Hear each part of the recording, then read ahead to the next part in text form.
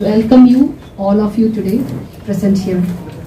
Now I request to Annathuraisar, ADG, PIB, would introduce the guest and take the proceeding forward. Good afternoon to you all, friends.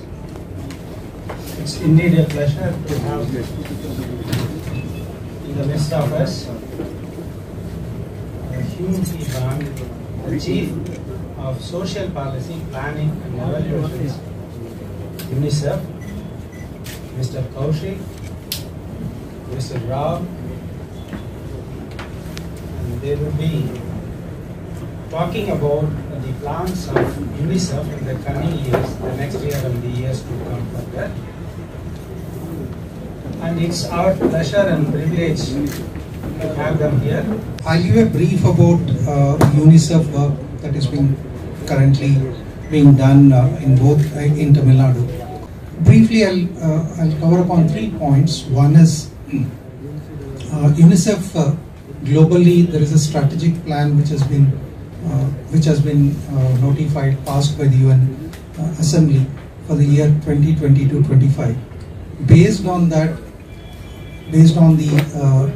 agenda that has been set, we also have at the country level, India level, what is called a India country plan, wherein it is for the period 2023 to 2027.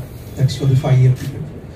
So one, the objective is to provide a brief on what are the strategic plan that we have in view, and 2, Mrs. Hyun is here essentially to meet government officials in the next 4 days in order to understand what are the priorities of the Tamil Nadu government and what have been our priorities in the last 4 years, and based on that take back as feedback from the state to the country office so that we can include in our country strategy. And the third is, of course, the social policy office itself, the Chennai office. What are the areas in which we have been focusing in the past few years, and what are the key kind of strategies that we are looking at Tamil Nadu, because UNICEF as such looks at Tamil Nadu as a model state. We don't even consider looking at just as a state for model for other states, but we look at Tamil Nadu, whatever UNICEF strategies that are implemented, as a model for the various middle income countries, be it Malaysia, be it Thailand. So therefore, UNICEF has a interest and role in taking forward some of the key initiatives that are done here, which some of them will elaborate. In the last 2 years, the COVID-19 drive could not have been possible without the partnership with PIB, with the massive outreach and partners with the media and different networks, including, you mentioned, railroads and different corporations. So with that, I congratulate Tamil Nadu. With the impressive vaccination drive. You have 90% first dose vaccination completed. The second dose is as high as 80%. From the children's adolescent vaccination drive, targeting the age groups of 14 to 18, it's as high as 70%. We still have some way to go, but that's a remarkable progress at such a fast pace, and it couldn't have been possible without the outreach and support around the importance of vaccination to protect adolescents from COVID-19 so they can resume and go back to school. So I want to congratulate the government and PIB and all of the media that played a critical role. And as Rao has mentioned, I came here on a visit to meet with partners, government, to hear their perspective and feedback as we develop our new country program of 5 years.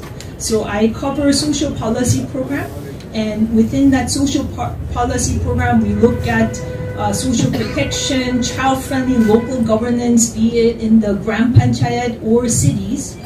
Tamil Nadu, I think, is 50% of the city's children live in urban areas, including slum areas, and this is an area that we want to look at. We also talk about advocacy of increasing spending on critical social sectors like education and health, to protect the rights of children. So this is kind of an area that we focus on.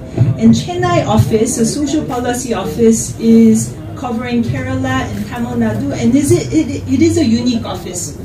Per government guidelines. So as of now, Government of India has mandated that 15 to 18 years of children will be vaccinated across the country. In Tamil Nadu, there are around 37 lakh children that has been identified for vaccination, and the vaccination program is going on through schools.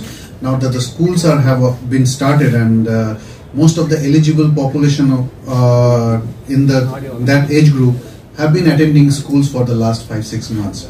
So it has been a fairly straightforward for us to identify the beneficiaries and do the vaccination process.